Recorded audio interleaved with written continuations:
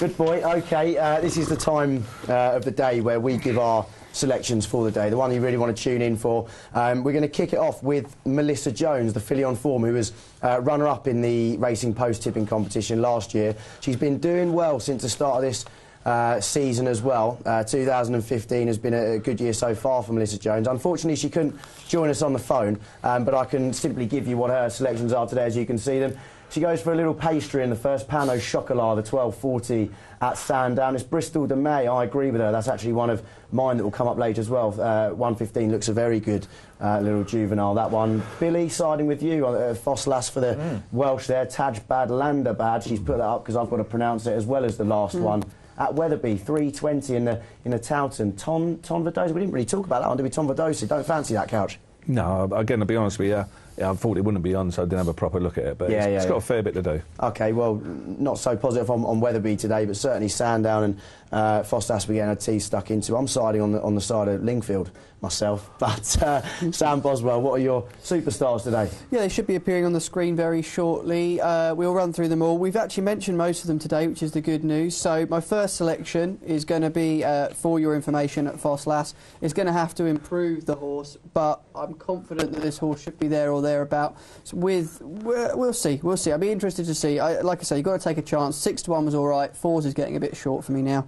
Next one I mentioned, Global Power. We've talked about, again, consistent. I'm obviously going for horses that have got a bit of a profile, so I'm going to be quite hopeful to see that one within the frame, but for win purposes, Billy won't let us do each way on the table, so we're win only. The 3 o'clock at We're not allowed to do each way anymore, Billy. No, not on the TV tips and table, Tom. No each way, Tom. There you go. We're supposed to be experts here, so we can give Who makes advice. the rules, though? This looks like dictatorship. I know. The betting committee of Billy Blake. Someone once said the whole hog or no dinner at all. Well, is that apparently you can't have each way bets anymore? No, which makes Antaros in the 3 o'clock going to be either a sure thing or it's going to come second by a nose and really irritate me. Over the years, Sam, you'll benefit. Over the year, OK, we'll see. The problem is, Billy, is as we all know, I stuck up each way for the Guineas, Night of Thunder, 40-1, banged it in. You're trying to stop me from picking a big price by the looks of it. Each way was that. I might put it as a winner. Maybe you didn't win the... Luckiest winner I've ever seen. Kingman should have won that 10 minutes. No, you got that wrong, Couch. You got Fallon on board. He always gets home.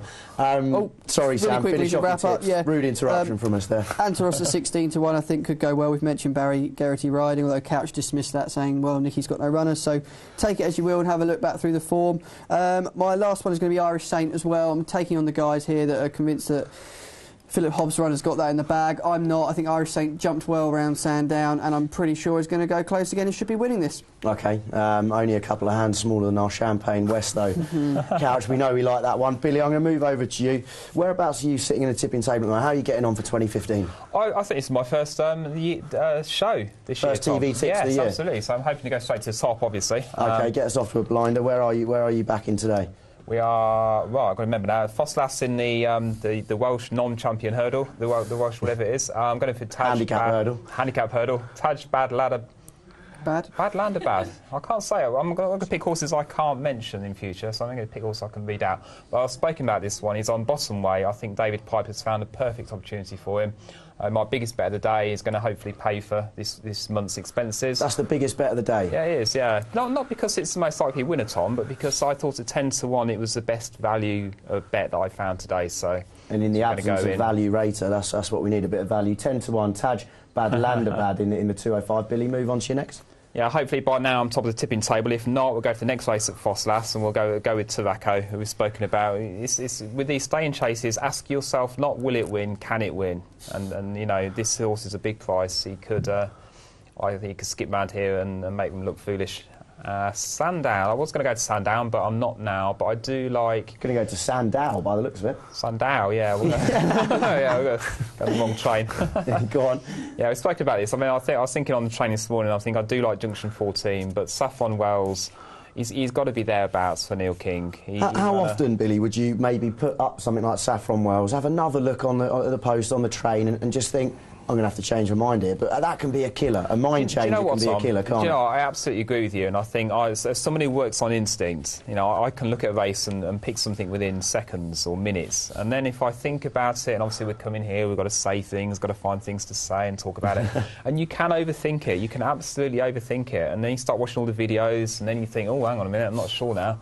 And you're right. I like to go with what I first feel and make a case around it, rather than look at everything and then see what case comes out. I mean, surely that instinct you go on, that comes from something you've seen before. Naturally, you think, I've seen that horse do that before, I've seen that trainer pop up at this time of year, I've seen, Yeah, I mean, it comes from doing your 10,000 hours. It comes from, character's probably done 100,000 hours, but it comes from just that experience, this thing that you can't afford to turn every stone over. There isn't time to turn over every stone. You've got to have a bit of a, know where to look. Where am I going to look? That's something I've seen. I'm going to go there, and that's what I'm going to go with. So, there we go. And that was finished off. The last one at Sandown was?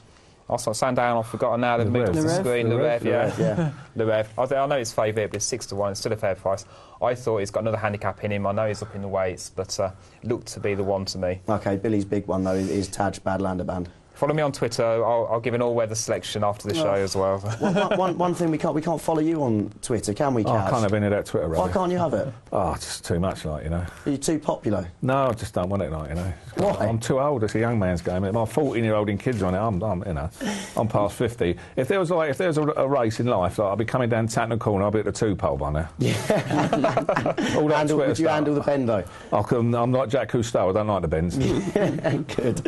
All right. Well, importantly, Couch, the reason we've got you on, get you involved in our tipping table, get you involved in giving our audience. I thought it was for a free lunch, but there we go. Free lunch. Oh, you can give me your tailor's address as well. Go on then. Where are you going? Turf Fontaine. Oh, don't start me with that. Again, looking at the races, I think Brick Reg's tremendous chance today. They're up there, yeah. I think coursing distance last time. Mr. Mole, the horse who beats, going to run in the championship. He's got to put up 5 by the Annick. I can't believe this horse never got put up. Second season chaser, Bardu Barbie, same size, dodging bullets. Got to be on the premises. It's a great each way bet, but we're not allowed them. Second race, I think, is Swan Vista between Champagne West and Irish Saint. Wouldn't surprise me if Irish Saint beat him. Paul Nicholls had Petit Zig who beat him last time, but Champagne West for me. Puffin Billy for me, the better the doubt the price. Well, that interestingly, I've been told, it is now squeezed into 9-10 to 1. So there's been a bit of money. Well, you've obviously slipped out and had a few quid on. I just think he's 150 horse. He's now 143. His favourite to beat Petit Zig at Ascot in a chase. I think it's a right good move. Oliver Sherwood's horses. I've been told the horse worked very well at Tuesday on Lambourne as well. He'll love that. I think he's a massive runner. And Zigger Boy is the improving horse in the Welsh. So I like Tom Bellamy taking off 5, but I'm very worried about Venetia's other one, Gorgeously Aged. The Callum Williams taking off 3. Again, the 3 horses who won it last year all had 10-5 or less, and again, I think having no weight in that's going to run a race at the bottom one. But yeah, they'll do for me. All right, and out of the 4, Puffin Billy, best one. The only 2 I've backed are Puffin Billy and Brick Red. You've backed both those, and the other one's just a bit of advice should you want to bet in that race. Yeah, I think Champagne West again. I think it's a 2-runner eat. I can't have the other 3. I'll be amazed if Gitan Burley gets round. I hope Daryl Jacob has the ambulance closely behind him. And the Zigger Boy is the improving horse in that race. Okie dokie, there we go.